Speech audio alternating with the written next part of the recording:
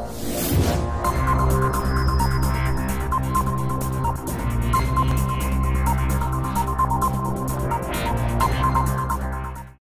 juga adik-adik ketahui, mulai adik berada di dalam kandungan, kita sudah terikat oleh hukum. Mulai adik berada di dalam kandungan itu sudah dilindungi oleh hukum.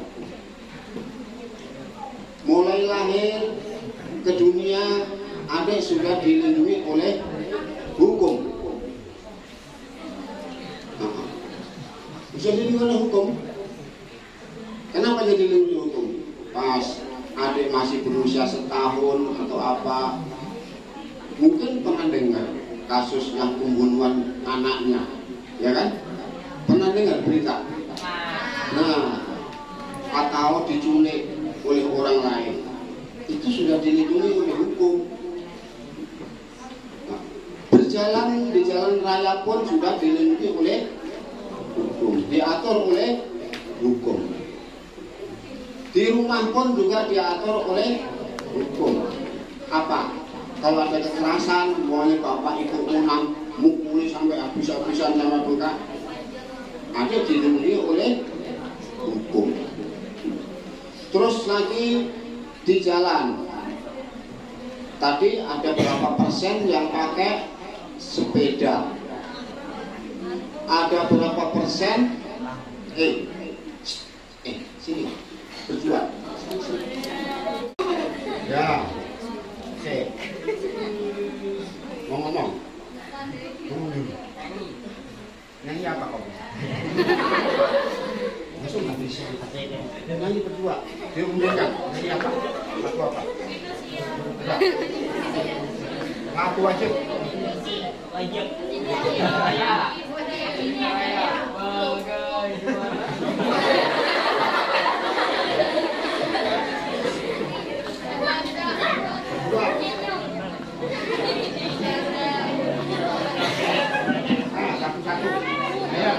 Nyanyi. Sanggup berdua. Ayo pada di situ tadi ngobrol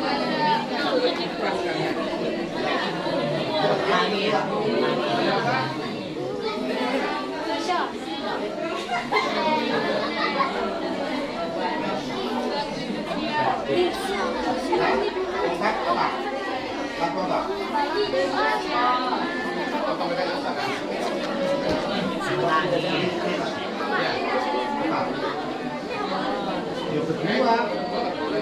Boleh. Berdua. Lagu nanti. Garuda Pancasila.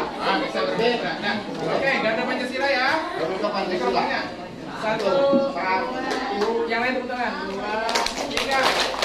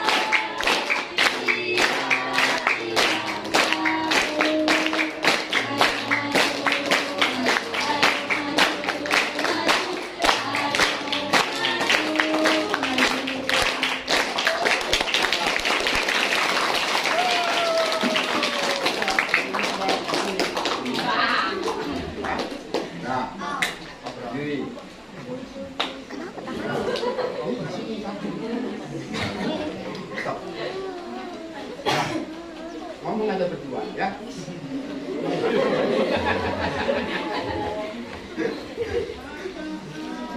Syukur alhamdulillah, pintar dia nyanyinya. Apa yang Bapak sampaikan tadi? Yang Bapak sampaikan tadi apa? Bapak ngomong berdiri tadi apa? Hah? Apa tadi?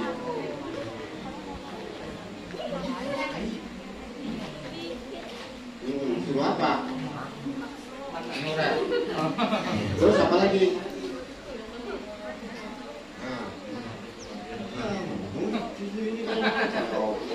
diem aja di sinilah. Nanti gantian kita ngomong.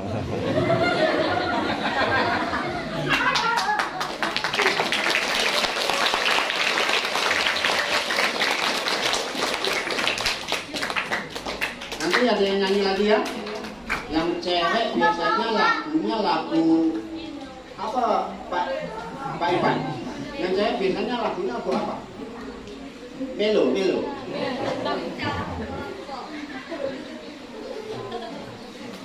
Ya.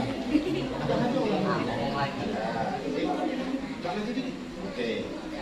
Sip. Nah, jadi gitu caranya mengambil tanggung jawab orang tua. Bukan berarti kita itu materialistis atau mata duitan, tidak. Jadi kita belajar untuk punya tanggung jawab. Itu yang paling penting. Soalnya Bapak mulai kecil juga sudah dikasih tanggung jawab juga. Dikasih tanggung jawab juga. Jadi mulai sekarang kita harus punya tanggung jawab. Contohnya, kita harus peduli sama lingkungan juga. Walaupun tanggung jawab di rumah ya, tanggung jawab di sekolah harus ada juga. Contohnya kalau melihat mungkin botol aqua atau apa yang terhambur, kan ada sudah disiapkan nih sama Pak Guru tempat sampah. Jadi harus dibuang di tempat sampah. Kita harus peduli lingkungan, jangan sampai masa bodoh. Kalau semuanya peduli dengan kebersihan, pasti di sekolah akan bersih juga. Coba nanti itu kan ada tanaman tuh, ke kebun. Yang laki-laki nanti tukang cangkul, ya kan? Bisa nyangkul? Mah.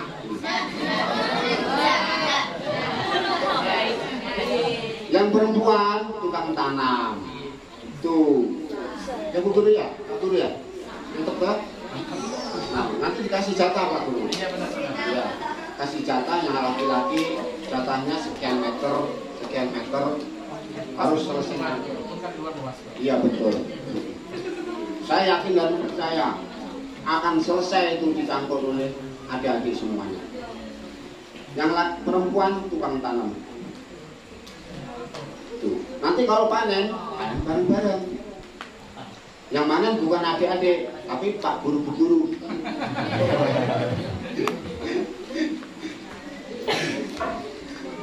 Jadi itu kehidupan sehari-hari harus kita biasakan yang baik, mulai sejak dini sampai kita menutup mata. Artinya kita belajar dan belajar mulai kecil sampai kita dipanggil oleh Allah Subhanahu wa Ta'ala.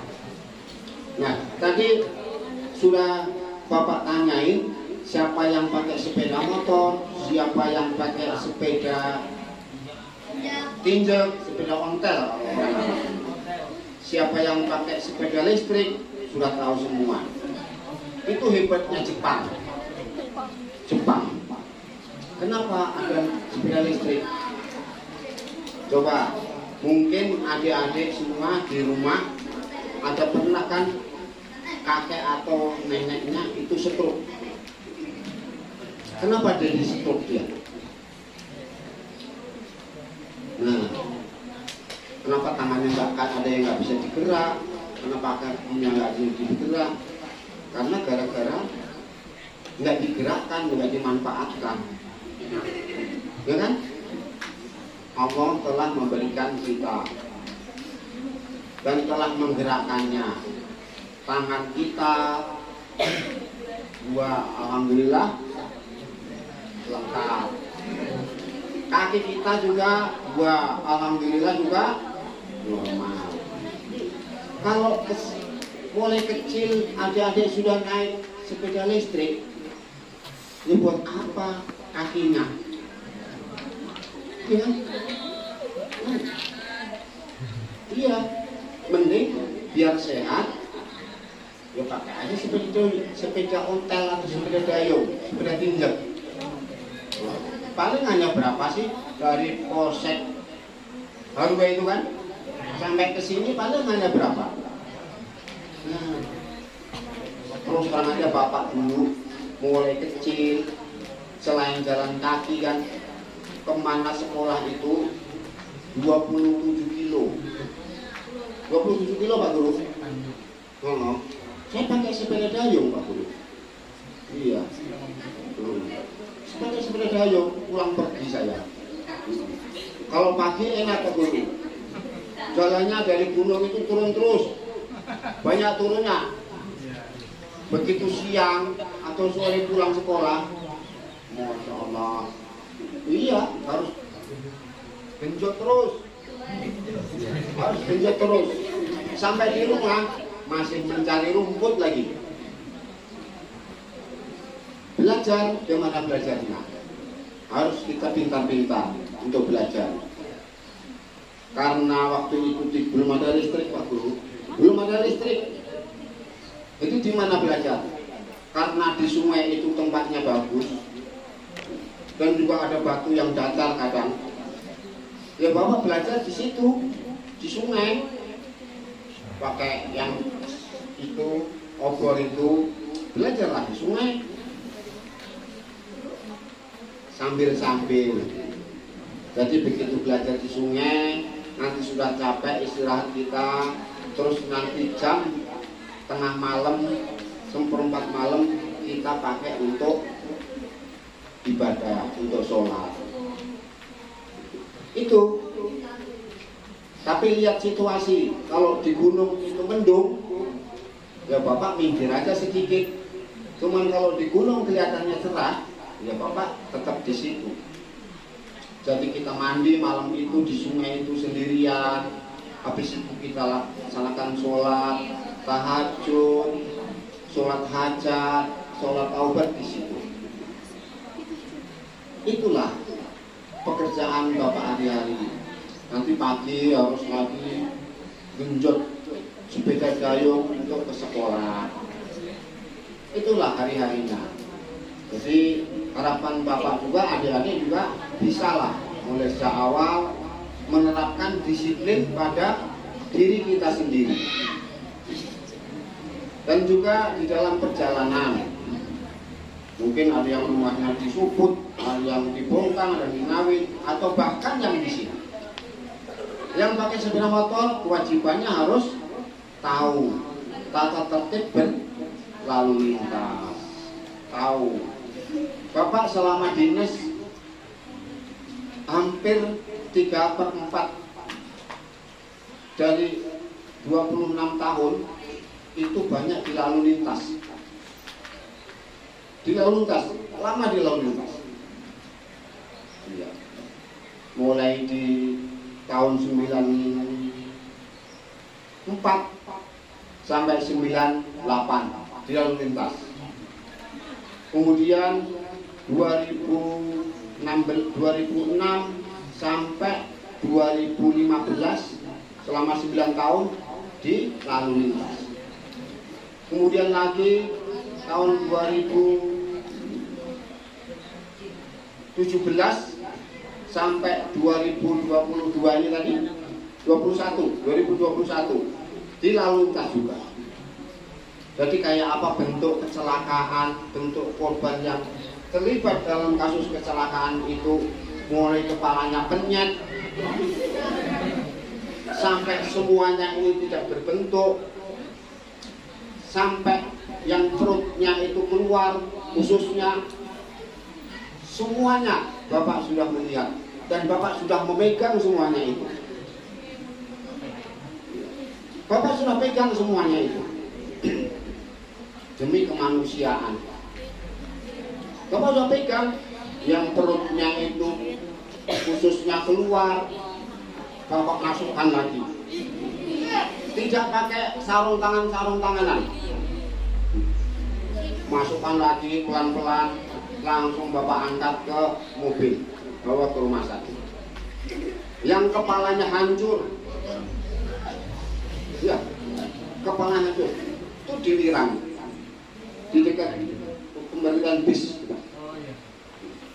Itu kepalanya hancur, sampai batok kepalanya itu pecah-pecah sampai segini-gini. Otaknya terhampur semua di aspal. Otaknya semua terhampur di aspal. Bagaimana di malam hari, jam 1, jam 2 malam. Ya Bapak bawa kantongan plastik itu, sama bawa senter, Bapak ambil satu persatu. Termasuk otaknya yang lengket dengan aspal, Bapak ambil semuanya. Bapak ambil yang ini kulitnya terlempar di pinggir jalan, Bapak ambil semua, Bapak kumpulkan jadi satu. Habis itu setelah selesai, Bapak gabungkan dengan mayat yang ada, Bapak kirim ke rumah sakit. Bapak suruh teman Bapak. Kenapa akhirnya Bapak tinggallah di situ? Kepikir siapa tahu ada yang ketinggalan, batok kepalanya Bapak. Akhirnya apa? Dapat 2 ini di rumput-rumput itu. Bapak ambil. Nah, Bapak gini-gini kan. Kayak gini kan. Batok kepala manusia itu. Bapak ambil. Akhirnya begitu di dalam mobil, Bapak simpen di dalam tisu. Bapak taruh di dashboard depan itu. Apa yang terjadi? Kejadian malam. Hari ini dikubur. Besok lagi keluarganya yang datang. Pak, apa Pak? Pak, saya keluarga dari korban yang kecelakaan di Wirang kemarin. Ada yang bisa saya bantu Pak? Iya Pak, mohon maaf, barang punya korban ketinggalan. Apa? Padahal semua SIM, STNK, seluruh dompet, uangnya semua sudah Bapak serahkan ke keluarganya malam itu waktu di rumah sakit. Ada yang datang lagi, pikir-pikir sudah semuanya. Makanya Bapak bilang ke keluarganya itu, oh maaf, kan sudah diserahkan semuanya. SIM, STNK, seluruh dompetnya dan uang-uangnya lengkap di situ, tidak ada lagi. Mohon maaf Pak, ada yang ketinggal. Tadi malam saya dimimpi. Tadi malam saya dimimpi Pak. Nah. Oh iya, akhirnya Bapak terpikir, oh iya, berarti ada yang 2 keping itu yang ketinggal. Saya suruh duduk dulu, Bapak suruh duduk. Silakan duduk dulu Bapak. Saya tahu, begitu Bapak ke mobil, Bapak ambil itu, mungkin ini ya Pak yang ketinggalan. Oh iya Pak, betul katanya gitu. Jadi amanahnya dia suruh mau disatukan lagi dengan mayat yang sudah dikubur tadi. Itu. Apakah selama 9 tahun itu Bapak pernah didatangi atau dalam mimpi? Alhamdulillah, tidak pernah. Tidak pernah didatangi. Setiap kejadian kecelakaan dimanapun waktu itu Bapak. Makanya Bapak bilang, dalam bentuk kayak apapun, Bapak sudah pegang. Mulai habis ini semuanya sampai nggak berbentuk manusia. Pernah juga, Bapak ambil nih semua darah otak-otaknya dengan tangan saya ini. Masukkan. Ya kayak kita nyembelih daging korban ini. Bapak ambil nih.